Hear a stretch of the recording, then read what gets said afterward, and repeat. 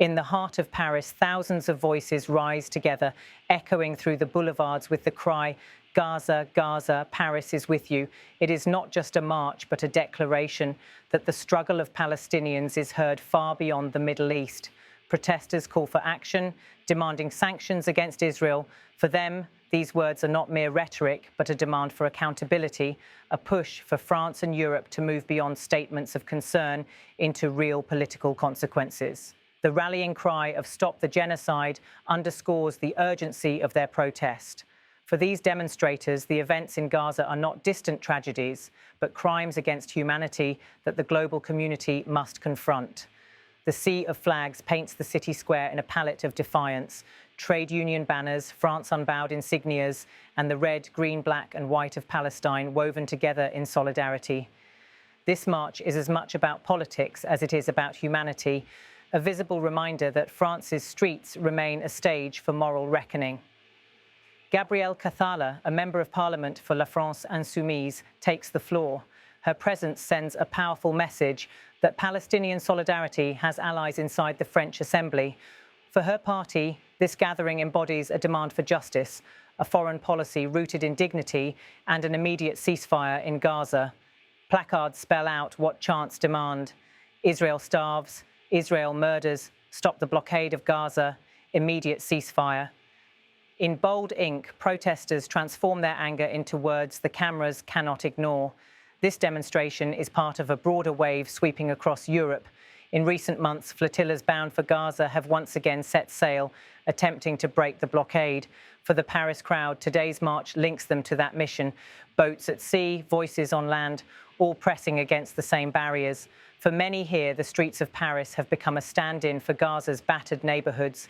Parents march with children, students with professors, workers with trade unions. Their presence builds a tapestry of solidarity that cuts across class, culture and background. The chants continue, rhythmic and insistent, creating both a soundscape and a statement. Paris refuses silence. Demonstrators insist that silence in Europe enables violence in Gaza. They see their march as a counterweight to political inaction, a public act of conscience. The politics of protest in France are never simple. Supporters of Palestine have long filled the streets, but this moment carries added urgency. The flotilla now heading toward Gaza is more than symbolic. It is a test of international resolve. Organisers describe it as a peaceful mission to challenge the blockade. Israeli officials, however, brand it a provocation. Paris today becomes the theatre where these competing narratives collide. To understand this protest is to see France's own identity reflected in it. A nation with a deep colonial history, a country where debates about justice abroad are inseparable from struggles for equality at home. Marchers say their solidarity with Palestinians is also solidarity with oppressed people everywhere. The slogans they raise, from "Stop the Genocide" to "Sanctions for Israel," resonate not just as foreign policy demands, but as moral imperatives. As the procession winds its way through Paris, Palestinian flags ripple beside French tricolours. The symbolism is striking. One flag represents a nation under occupation, the other a republic that once proclaimed liberty, equality, fraternity. Protesters argue those values are hollow unless they extend to Gaza as well. And so, from the first chants to the final march, Paris has spoken, "Gaza, Gaza, Paris is with you." Whether governments will listen remains uncertain. But for those who filled the streets tonight, the message is clear. Their march is not just a call for ceasefire, not just a condemnation of blockade, but an insistence that solidarity itself can be a weapon. In their words, Gaza is not alone.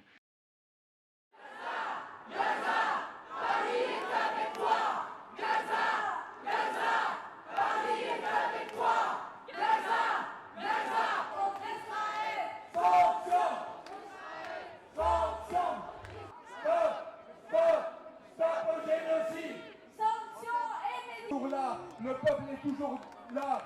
Retailleau est en équipe politique. La flottille qui partit. Le peuple palestinien, pour dire que le peuple palestinien a le droit à la dignité, à la... Effectivement, en ces jours d'année, aujourd'hui, les peuples ne vont... Camarades, encore une intervention de Palestiniens et d'urgence palestinienne.